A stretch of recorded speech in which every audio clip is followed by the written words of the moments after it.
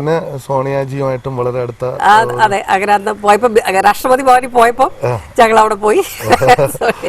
രാഷ്ട്രപതി ഭവനില് ഡൽഹിയിലേക്ക് ആദ്യമായിട്ട് പോകുമ്പോൾ അനുഭവം എന്താണ്? ഭയങ്കരമായിരുന്നു. We were all thrilled. എന്റെ മോൻ ഇംഗ്ലണ്ടിൽ നിന്ന് വന്നു. കാരണം ഞാൻ പറഞ്ഞു ഇനി നമുക്ക് മോൻ ഇംഗ്ലണ്ടിൽ പഠിച്ചോണ്ടിരിക്കുകയായിരുന്നു. അപ്പൊ ഈ ടുക്ക് ഹോളിഡേ ആൻഡ് ഗെയിം. കാരണം ഇനി ജീവിതത്തിൽ നമുക്ക് എങ്ങനെ രാഷ്ട്രപതി ഭവനിൽ എപ്പോഴും പോകാൻ പറ്റത്തില്ല. പക്ഷെ ഇവർ ഇൻവൈറ്റ് ചെയ്തു.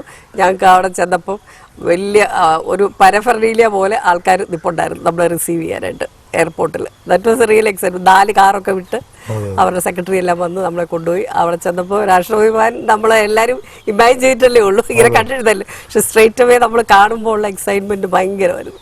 അവിടുത്തെ ഏറ്റവും നല്ല വലിയ VIP വരുമ്പോൾ താമസിക്കുന്ന നല്ല റൂംസാണ് ഞങ്ങൾക്ക് എല്ലാവർക്കും തന്നത്. പിന്നെ ഇവരുടെ വെഡിങ് ആനിവേഴ്സറി ആയിരുന്നു അന്ന്. That was 48th or 49th wedding anniversary. 40th wedding anniversary അവർ ഇവിടെ ആഘോഷിച്ചത് എന്റെ വീട്ടിൽ. 49th ആയിരുന്നു. അപ്പൊ അതിനൊരു സാക്ഷ്യം വഹിക്കാൻ ഒത്തിരി ഇമ്പോർട്ടന്റ് ആൾക്കാരുണ്ടായിരുന്നു. ഒരുപക്ഷെ അവരുമായിട്ടുള്ള ഒരു കുടുംബ ബന്ധം വളരെയധികം നമുക്ക് ഒത്തിരി ഒരുപാട് കാര്യങ്ങൾ മനസ്സിലാക്കാൻ വളരെ നമ്മുടെ ഇന്ത്യ കണ്ട ഏറ്റവും നല്ല രാഷ്ട്രപതി. തീർച്ചയായിട്ടും. ഇത്രയും നാളത്തെ ജീവിതത്തിനിടയിൽ മാഡം തിരിഞ്ഞു നോക്കുമ്പോൾ എന്താണ് ഒരു ലൈഫ് ദൈവം നമുക്ക് തന്നു. ഇനി ആ ലൈഫിൽ ഇത്രത്തോളം മാഡം ഒരുപാട് കാര്യങ്ങൾ, ഒരുപാട് നന്മകൾ ഒക്കെ ഇവിടെ ചെയ്തു. തിരിഞ്ഞു നോക്കുമ്പോൾ what you feel about the life? ദൈവത്തിന്റെ കരുണയാണ് ഞങ്ങളുടെ ജീവിതം എന്ന് പറയുന്നത്. തീർച്ചയായിട്ടും ദൈവ 100% ദൈവത്തിന്റെ ആ കരുണ കൊണ്ടാണ് ഞങ്ങൾ ഇത്രയും എത്തിയത്. മറ്റുള്ളവരെ സഹായിക്കാനും ഒക്കെ പറ്റുന്നതെന്ന് പറയുന്നത് ദാറ്റ് ഈസ് ഏറ്റവും എനിക്ക് സന്തോഷമുള്ള സംഗതി. അതാണ് എൻ്റെ ജീവിതത്തിൽ മറ്റുള്ളവർക്ക് വേണ്ടി എന്തെങ്കിലും ചെയ്യാം. എന്താ ഗാന്ധിജിക്ക് ഇഷ്ടമുള്ള ഒരു പാട്ടുണ്ടല്ലോ, വൈഷ്ണവ ജനതോ തേനെ കഹി. നാസി മത്ത എന്ന് പറഞ്ഞ ഗുജറാത്ത് ഒരു കവി എഴുതിയതാ. ആരാണ് ദൈവത്തിന്റെ മക്കൾ? മറ്റുള്ളവരുടെ വേദന അറിയുന്നവർ, വേദന അറിഞ്ഞ് ഉപകാരം ചെയ്യുന്നവർ, ഉപകാരം ചെയ്തിട്ട് തെല്ലു അഭിമാനിക്കാത്തവർ. ഒരുപക്ഷെ എപ്പോഴും വാക്കുകളിൽ കൂടെ ഞാൻ കേട്ട ഫാദർ ലോ എന്ന് പറയുന്നത് ഒരു അച്ഛനേക്കാൾ വളരെ ഇമ്പോർട്ടൻസ് വേണം കൊടുക്കുന്ന ഫാദർ. സാധാരണ ഇന്നത്തെ പെൺകുട്ടികളൊക്കെ അച്ഛൻ അച്ഛൻ എന്ന് പറയുന്നു. കാരണം നമ്മളെ നാടൻ ഭാഷയിൽ പറയണ അമ്മാവൻ, ഭർത്താവിന്റെ അമ്മ അല്ലെ അച്ഛൻ. പക്ഷെ മേഡം ഏറ്റവും കൂടുതൽ വാക്കുകളിൽ ഉപയോഗിക്കുന്നതാണ് ഫാദർ. അത് അത്രയും വളരെ ഇഷ്ടപ്പെട്ടു. തീർച്ചയായിട്ടും. പിന്നെ വളരെ അണ്ടർസ്റ്റാൻഡിംഗ് ആണ്. വന്ന് ആദ്യമായി കുടുംബത്തിൽ കാലെടുത്ത് വെക്കുമ്പോൾ ഞാൻ മൂത്ത മരുമോള്. അപ്പൊ എന്റെ സിസ്റ്ററുടെ ഹസ്ബൻഡ് ജോൺ ബത്തായി, ചീഫ് സെക്രട്ടറി. ഹസ്ബൻഡിന്റെ സിസ്റ്ററുടെ. അത് ശരി. അപ്പൊ ഇങ്ങനെ വരുമ്പോഴത്തേക്കും വളരെയധികം ഒരുപാട് കാര്യങ്ങൾ മനസ്സിലാക്കാനും അല്ലേ ഒത്തിരി ഇതായിട്ട്. പിന്നെ എന്റെ mother law was very understanding. So I feel very happy because എനിക്ക് വേണ്ട എല്ലാ ഫ്രീഡവും അവർ തന്നിട്ടുണ്ടായിരുന്നു. They encouraged me. That's why I came up. Not my own this thing. എന്റെ ഹസ്ബൻഡും എന്റെ ഇൻലോസും ഒക്കെ ഭയങ്കരമായിട്ട് എൻകറേജ് ചെയ്തു. കുട്ടികൾ ഒരു ആണും ഒരു മോനാണ് മൂത്തത്. മോൻ ഇംഗ്ലണ്ടില്, മോന് പെട്രോളിയം എഞ്ചിനീയർ. കുട്ടുകാരൻ പോപ്പുലർ ഫ്രാൻസിസിന്റെ മോളെ. മോളെ കെട്ടിരിക്കുന്ന ബേബി മറ ഇന്റർനാഷണൽ കൊച്ചി. വളരെ എല്ലാം ഒരുപക്ഷെ നമ്മുടെ എല്ലാ വിജയത്തിന്റെ പിറകിൽ എന്ന് പറയുന്നത് കുടുംബത്തിന്റെ സപ്പോർട്ടാണ്. അപ്പോൾ ഈ കുടുംബ ബന്ധം എന്ന് പറയുന്നത് വലിയ ഇമ്പോർട്ടൻസ് ആണ് നമുക്ക്. അത് ഇന്നത്തെ കാലത്ത് നമുക്ക് അവർക്ക് നഷ്ടപ്പെട്ടുകൊണ്ടിരിക്കുന്ന ബന്ധങ്ങളുടെ വില അറിയാത്ത ഒരു ലോകത്താണ്. ഇതൊക്കെ കാണുമ്പോൾ മേഡം എന്ത് തോന്നുന്നു? ഇന്നത്തെ ആ പഴയ ലോകത്തുള്ള കൂട്ടായ്മയുള്ള കുടുംബം, ആ കൂട്ടുകുടുംബം, അതാണ് ഇപ്പോഴത്തെ ഏറ്റവും ഫെയിലിയർ. എനിക്ക് ഈയിടെ ക്രിസ്മസ് മെസ്സേജ് പറയാനായിട്ട് എന്നെ കോൺവെന്റ് വിളിച്ചു, +2 പിള്ളേർക്ക്. ഞാൻ പിള്ളേരോട് പറഞ്ഞത്, നിങ്ങളിപ്പോൾ ഒരു ന്യൂക്ലിയർ ഫാമിലിയിലായതുകൊണ്ട് you are really losing the real enjoyment. നമുക്ക് ആ ഇത് കിട്ടുന്നേ ഇല്ല നിങ്ങൾക്കൊന്നും. അന്ന് ഞങ്ങളെന്ന് പറഞ്ഞാൽ ഈവൻ നമ്മളെല്ലാവരും കൂടെ ഷെയർ ചെയ്യും. ഇന്നിപ്പം പിന്നെ what you call attached bathroom detached family. അതാണ് സത്യം. അതിലേക്ക്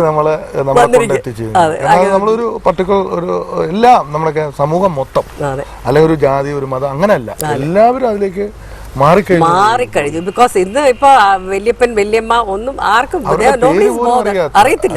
അവർക്ക് എല്ലാരും ഈ സെൽഫോണും പിടിച്ച് അല്ലെങ്കിൽ ഐപാഡ്.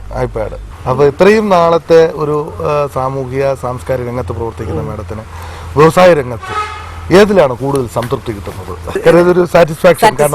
വ്യവസായത്തിൽ നമ്മൾ ആ സക്സസ് ആയിട്ട് വരുമ്പോൾ നമുക്ക് തീർച്ചയായിട്ടും വ്യവസായം ഉണ്ടെങ്കിൽ നമുക്ക് മറ്റുള്ളവർക്ക് എന്തെങ്കിലും ചെയ്യാൻ പറ്റുന്നു. ഇപ്പൊ ഇത്രയും നമ്മൾ ചെയ്യുന്നതാണ്, എത്ര കുടുംബമാണ് അതുകൊണ്ട് ജീവിക്കുന്നത്.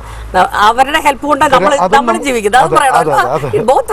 ബോത്ത് വേ അവരും ആ വർക്കേഴ്സും ഞങ്ങളൊരു കുടുംബമായിട്ടാണ് ഞങ്ങൾ അവരെ കാണുന്നു. അല്ലാതെ നോട്ട് തൊഴിലാളി മുതലാളി അല്ല. ഞങ്ങൾ എല്ലാവരുമായിട്ട് വ്യവസായവും വ്യാപാരവും ഒക്കെ ഇവിടെ ഉള്ളത് കൊണ്ടാണ് നമുക്ക് സമൂഹത്തിനും കൂടെ ഒരു എന്തെങ്കിലും ചെയ്യാനുള്ള ഒരു ഇത് കിട്ടുന്നത്. അല്ലെങ്കിൽ നമുക്കൊന്നും ചെയ്യാൻ പറ്റത്തില്ല. അപ്പൊ ഇമ്പോർട്ടൻസ് തീർച്ചയായും ബസ് ഞങ്ങൾക്ക് വലിയൊരു ഇമ്പോർട്ടന്റ്. കാരണം എത്രയോ പേർക്ക് മയിൽ വാഹനം ഒത്തിരി പേർക്ക് പേരിടാൻ എന്താണ് കാരണം മയിൽ വാഹനം അന്ന് ഇവിടെ മദ്രാസിന്റെ കീഴിലായിരുന്നു ഈ സ്ഥലം, ഷൊർണൂര്. അപ്പോൾ ഒത്തിരി പിന്നെ ടംലിയൻസും ഉള്ള ഒരു ഏരിയ ആയിരുന്നു. അപ്പോൾ ഇവിടെ മൂത്ത അപ്പച്ചൻ വന്നു കഴിഞ്ഞപ്പോൾ പുള്ളിയോട് ഇവിടെ ഒരാൾ പറയുക ചെയ്തത്, വേറെ ഇതിൽ പോകാതെ മുരുകന്റെ വാഹനം മയിൽ വാഹനം, അങ്ങനെയാണ് ആ പേര് മയിൽ വാഹനം, മയിൽ ഓഡിറ്റോറിയം, ഷൊർണൂരിൽ ഏറ്റവും നല്ല ഓഡിറ്റോറിയം ഉള്ളത് മയിൽ വാഹനം. അപ്പൊ അങ്ങനെയുള്ള ഒരു വലിയ റിലേഷൻ, കുടുംബ ബന്ധങ്ങളും ബന്ധുക്കളും ഒക്കെ ഉള്ള ഒരു വലിയൊരു സമൂഹം. ദൈവം അനുഗ്രഹിച്ച് അബ്രഹാമിനെ ദൈവം അപ്പൊ ജീവിതത്തിൽ ആ എബ്രഹാമിനെയും ദൈവം അനുഗ്രഹിച്ചു.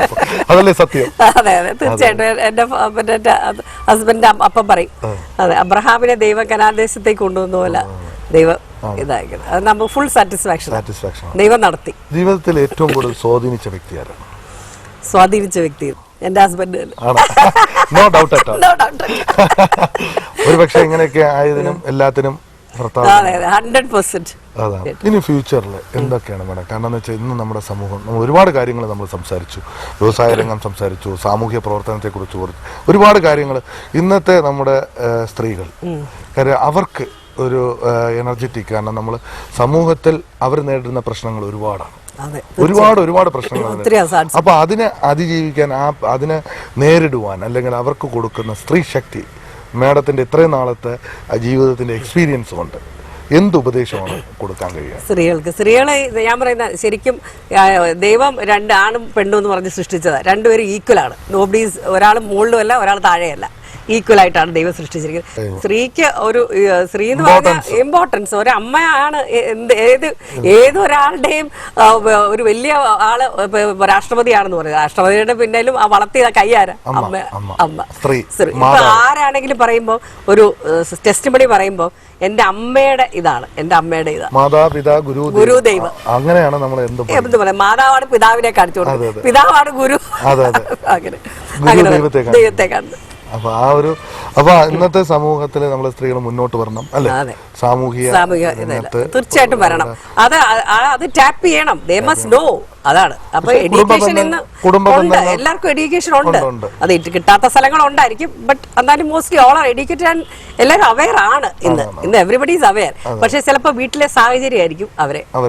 എന്നാലും കുടുംബ ബന്ധങ്ങൾക്ക് വില കൊടുത്തിട്ടുള്ള സാമൂഹിക പ്രതിബദ്ധതയുള്ള ഒരാളായി മാറണം. അതാണ് നമ്മൾ വി ഹാവ് റെസ്പോൺസിബിലിറ്റി ഉണ്ട്. We are responsible to the not only to the family but to the other people also.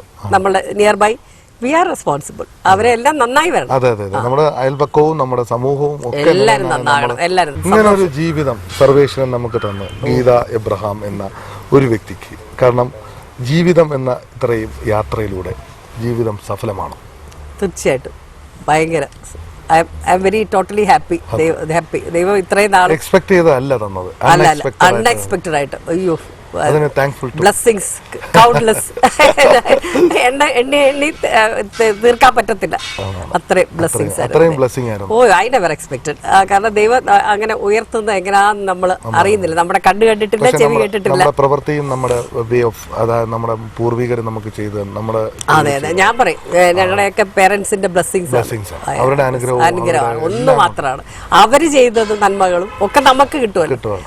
തീർച്ചയായിട്ടും അത് ക്യാരി ഓവർ ചെയ്ത് ഇനിയും വരും തലമുറ അതുപോലെ ആവട്ടെ. എന്റെ മക്കളോട് ഞാൻ പറയുന്നതാ, നിങ്ങൾ തീർച്ചയായിട്ടും കൊടുക്കണം. That is all. ഒന്നും കൈവച്ചോണ്ടിരിക്കുക ദൈവം വേറെ തരത്തിൽ എടുത്തു പോകും. അതുകൊണ്ട് കൊടുക്കണം. Throw it off. That is the message I am telling everyone. എല്ലാവരോടും ഞാൻ പറയാറുണ്ട്, യു ഹാവ് ടു ഗിവ്. നമ്മൾ കൊടുത്താൽ അതിന്റെ ഇരട്ടി നമുക്ക് തിരിച്ച് ദൈവം തരും.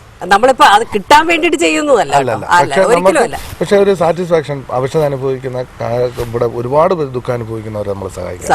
അതിനുവേണ്ടിയാണ് ദൈവം നമുക്ക് തന്നിരിക്കുന്നത്. അതെ, only we are just keeping, that's all. Keepers ആണ്, ദാറ്റ് ഇസ് ഓൾ. ദൈവം തന്നിരിക്കുന്നത് ഇവിടെ വെക്കാനല്ല, to give it up because he can't come and straight away give to other people. നമ്മൾക്ക് കൂടെ മറ്റേ കൂടെ പാസ് ചെയ്യുക. എനിക്ക് എല്ലാരോടും പറയാനുള്ളത് കൊടുത്ത അതിന്റെ ഇരട്ടി ദൈവം തരും. ഞാൻ സന്തോഷം, വളരെ സന്തോഷം. തിരക്കേറിയ ഈ സമയത്തും ഞങ്ങൾക്ക് വേണ്ടി ഇങ്ങനെ ഒരു സമയം കണ്ടെത്തിയതും വളരെ ലളിതമായ ഭാഷയിൽ ലളിതമായ രീതിയിൽ നമ്മുടെ ഈ പ്രോഗ്രാമിനെ കുറിച്ച് അല്ലെങ്കിൽ ഈ ഞങ്ങളുടെ പ്രേക്ഷകരുടെ മുമ്പിൽ ജീവിതം എന്താണെന്നും ഇന്നത്തെ കാഴ്ചപ്പാട് എന്താണെന്നും വ്യക്തമാക്കിയതിന് ഒരുപാട് നന്ദി. വളരെ രസകരമായിരുന്ന ഫാന്റാസ്റ്റിക് ഇന്റർവ്യൂ ആയിരുന്നു മാഡമായിട്ടുള്ള അഭിമുഖം. ഇതിലെ ഒരുപാട് മെസ്സേജുകൾ, ജീവിതം എന്ന് പറയുന്നത് ജീവിതത്തിലൂടെ എങ്ങനെ സമൂഹത്തിന് നന്മ ചെയ്യാൻ കഴിയും എന്ന് മാഡം നമ്മളെ പഠിപ്പിച്ചു. ഇവിടുത്തെ സമൂഹത്തിനും സാമൂഹിക പ്രതിബദ്ധതയ്ക്കും ഇമ്പോർട്ടൻസ് കൊടുത്തുകൊണ്ട് ഒരുപാട് നന്മകൾ ചെയ്യാം. ഈ ഇൻ്റർവ്യൂവിൻ്റെ അവസാനം കൊണ്ട് മാഡം കൺക്ലൂഡ് ചെയ്തതാണ്, നമ്മുടെ ഉള്ളത് ദൈവം നമുക്ക് തന്നത് മറ്റുള്ളവർക്ക് കൊടുക്കാനാണ്. അത് ഇഷ്ടംപോലെ ദാനകർമ്മങ്ങൾ ചെയ്യുകയും ഔഷധം അനുഭവിക്കുന്നവരെയും ജീവകാരുണ്യ പ്രവർത്തനങ്ങളിലെല്ലാം മുന്നോട്ട് നീങ്ങിയാൽ അതിനുള്ള ഫലം നമുക്ക് ദൈവം തന്നെ തിരിച്ചു തരും. അത് നന്മയുടെ വശമാണ്. ഇത് ഒരുപാട് നന്മകൾ സർവേശ്വരൻ ഇനിയും മാഡത്തിനും കുടുംബത്തിനും നൽകട്ടെ എന്ന് മാത്രം പ്രാർത്ഥിച്ചുകൊണ്ട് ഈ എപ്പിസോഡ് ഇവിടെ അവസാനിപ്പിക്കുന്നു. നന്ദി, നമസ്കാരം. ഇനി പ്രേക്ഷകരോടുള്ള ചോദ്യം ഇതാണ്. മുൻ രാഷ്ട്രപതിയും മലയാളിയുമായ ശ്രീ KR നാരായണന്റെ ജന്മസ്ഥലം എവിടെയാണ്? ചോദ്യം ഒരിക്കൽ കൂടി. മുൻ രാഷ്ട്രപതിയും മലയാളിയുമായിരുന്ന KR നാരായണന്റെ ജന്മസ്ഥലം എവിടെയാണ്? ഈ ചോദ്യത്തിന് ശരിയുത്തരം ഇനി പറയുന്ന ഫോൺ നമ്പറിൽ ഞങ്ങളെ വിളിച്ചറിയിക്കാം. ഈ ചോദ്യത്തിനുള്ള ശരിയുത്തരം ഇനി പറയുന്ന ഫോൺ നമ്പറിൽ 1 മണിക്കൂറിനകം ഞങ്ങളെ വിളിച്ചറിയിക്കുക. വിളിക്കേണ്ട ഞങ്ങളുടെ ഫോൺ നമ്പർ 0484231784. ഫോൺ നമ്പർ ഒരിക്കൽ കൂടി 0484231784.